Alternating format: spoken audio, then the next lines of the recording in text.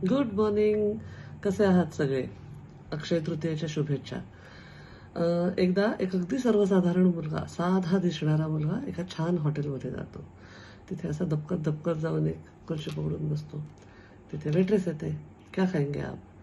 तो म्हणतो मुझे पिझ्झा के ऑप्शन्स बताइए. मग ते त्याला सांगते वेगळे. तो म्हणतो क्या रेट है इसके? 100 रुपये 150 रुपये सुरू करते. तो म्हणतो आपके पास 80 रुपीज़ वाला पिझ्झा है क्या? ती म्हणते बिलकुल है. तो म्हणतो मेरे लिए वही लाना.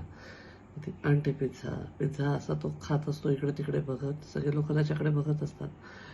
पिझ्झा खाणं झाल्यावर बिल येतं 80 रुपीज.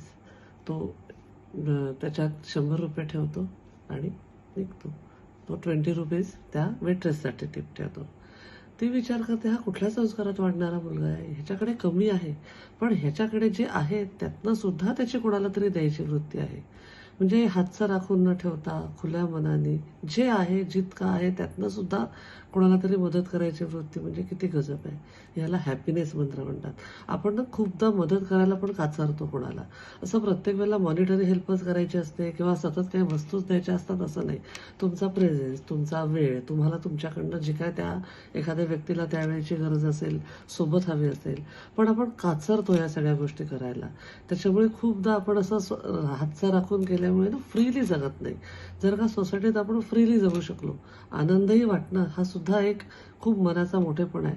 आपण जरी खुश असलो ना आपल्या अवतीभोवतीचे खुश नसले तरी आपला आनंद शेअर करायला जर आपल्या अवतीभोवती लोक नसतील तर तुमच्या आनंदालाही व्हॅल्यू नाही राहत. याला म्हणतात स्वार्थी बनणे. म्हणजे आपल्या आनंदासाठी आपल्या आजूबाजूचे लोकसुद्धा आनंदी असणं इम्पॉर्टंट असतं.